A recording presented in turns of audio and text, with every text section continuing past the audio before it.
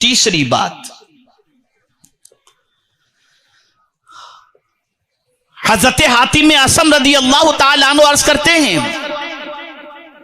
حضور میں نے لوگوں کو دیکھا کہ مال جمع کرنے میں لگے ہیں، گنتے رہتے ہیں، اور مال کو جمع کرنے کی پوزیشن یہ ہے کہ صبح سے لے کے رات اور رات سے لے کر صبح تک اس فکر کے اندر رہتے ہیں کہ 2 کا 20، 20 کا 200، 200 کا 2 لاکھ، یعنی مال بڑھتا ہی چلا جائے، بڑھتا ہی چلا جائے۔ لیکن حضور مال میں بھی کماتا ہوں لیکن جمع کر کے نہیں رکھتا، اللہ کے نام پہ خرچ کرتا رہتا ہوں، اللہ کے نام پہ خرچ کرتا رہتا ہوں۔ اور یہ میں نے آپ کی صحبت میں رہ کر قرآن سنا اور سیکھ کر کے میں نے یہ کیا۔ کیا قرآن کہتا ہے؟ قرآن کہتا ہے ما عندکم ینفد وما عند اللہ باق، جو تمہارے پاس ہے وہ ختم ہو جائے گا اور جو اللہ کے پاس ہے وہ باقی رہنے والا ہے۔ تو میں روانہ کر دیتا ہوں اللہ کے پاس جو ہمیشہ باقی رہے۔ اے رسول اعظم صلی اللہ تعالی علیہ وسلم کے دیوانوں، اللہ والوں کی تعریف قرآن جو بیان کرتا ہے وہ یہی تو بیان کرتا ہے وَمِمَّا رَزَقْنَاهُمْ يُنْفِقُونَ، یہ متقین کی جماعت ہے جن کی شان قرآن بیان کرتا ہے۔ الف لام میم ذالک الکتاب لا ریب فیہ ھدی للمتقین الذین یؤمنون بالغیب ویقیمون الصلاۃ وَمِمَّا رَزَقْنَاهُمْ يُنْفِقُونَ، اللہ والے جمع کر کے نہیں رکھتے، جو ہوتا ہے ضرورت بھر رکھ کر باقی اللہ کی راہ کے اندر خرچ کر دیا کرتے ہیں، اس لیے کہ وہ جانتے ہیں جو اللہ کے نام پہ خرچ کیا جائے گا وہ اللہ کی بارگاہ میں باقی رہے گا، اور ہمیشہ اس کا باقی رہنا قرآن سے ثابت ہے۔ تو عرض کرنے لگے حضور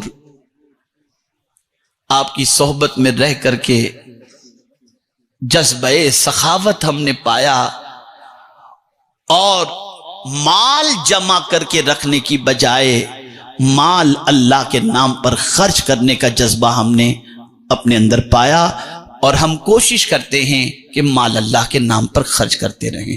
اب یہاں میں آپ کو بتاؤں، بات جب خرچ کرنے کی آتی ہے تو آپ میں سے بہت سارے کہیں گے کہ ہم بھی خرچ کرتے ہیں،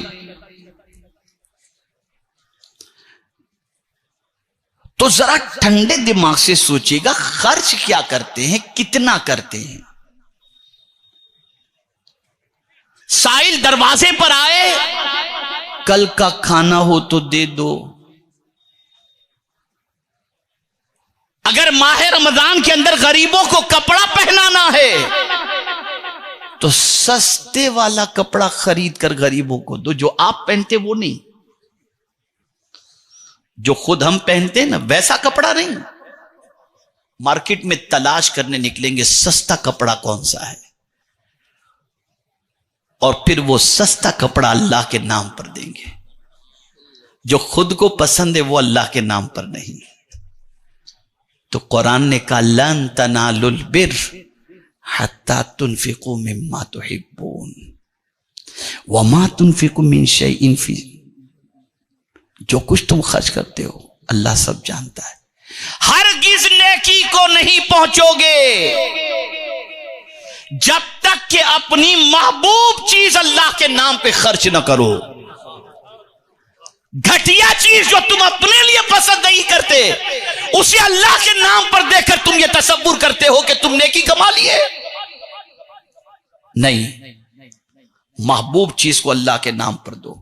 حضرت عمر ابن عبدالعزیز رضی اللہ تعالی عنہ، جن کے دور کو خلافت راشدہ کے دور کے مطابق تعبیر کیا جاتا ہے، وہ جب کوئی مانگتا تو بھر بھر کے گونیاں شکر کی بھجواتے تھے، زیادہ تر شکر بھجواتے تھے۔ ان سے کسی نے پوچھا کہ حضرت آپ آٹا دال نمک کیوں نہیں بھجواتے ہو، گونی بھر بھر کے شکر کیوں بھجواتے ہو؟ تو جواب میں عرض کرتی تھی مجھے شکر بہت پسند ہے نا، اس لیے قرآن نے کہا اپنی محبوب چیز کو اللہ کے نام پہ قربان شکر دے۔ ذرا دیکھو ہماری پوزیشن کیا ہے، خرچ کرنے والی بات تو کرتے ہیں لوگ، لیکن ذرا دیکھو کیا خرچ کرتے ہو، کون سی چیز اللہ کے نام پہ دیتے ہو۔ ارے مدرسے میں بچے بھی پڑھانے کے لیے بھیجنے ہیں تو ذہین بچے کو ڈاکٹر بننے کے لیے بھیج دیا اور کند بچے کو مدرسے میں بھیج دیا۔ یہ سوچ، یہ مینٹلٹی، یہ فکر۔ تو حضرت حاتم اصم رضی اللہ تعالیٰ عنہ عرض کرتے ہیں کہ حضور میں نے جب پڑھ لیا اور آپ کی صحبت سے میں نے پا لیا کہ جو کچھ ہمارے پاس ہے وہ ختم ہو جائے گا اور جو اللہ کے پاس ہے وہ باقی رہنے والا ہے، تو ہم نے وہاں جمع کر دیا، بھیج دیا اللہ کی بارگاہ کے اندر۔ اور مجھے یہاں پر حضرت ابو ذر رضی اللہ تعالیٰ عنہ کا واقعہ یاد آتا ہے۔ ان سے ملاقات کے لیے ایک صحابی پہنچے، گھر میں پہنچے، دیکھا تو کوئی سامان نہیں۔ کہا ابو ذر تمہیں تو اتنا بہت سارا مال تمہیں ملا تھا، کہاں گیا سب؟ تمہارے گھر میں تو کچھ بھی نہیں۔ کہا دوسرے گھر میں بھیج دیا ہوں۔ اب وہ سمجھے کہ دوسری شادی انہوں نے کی ہوگی، تو انہوں نے پوچھ لیا یار دوسری شادی تم نے کی بتائے بھی نہیں، کہاں ہے دوسرا گھر تمہارا؟ کہا آخرت ہے، آخرت ہے، وہاں کے لیے میں نے بھیج دیا، دوسری شادی وغیرہ نہیں کی، میں نے جو مال تھا سب آخرت کے لیے بھیج دیا۔ وہ جانتے تھے کہ آخرت میں کوئی کسی کے کام نہیں آئے گا، یہی کیا ہوا آخرت میں کام آئے گا،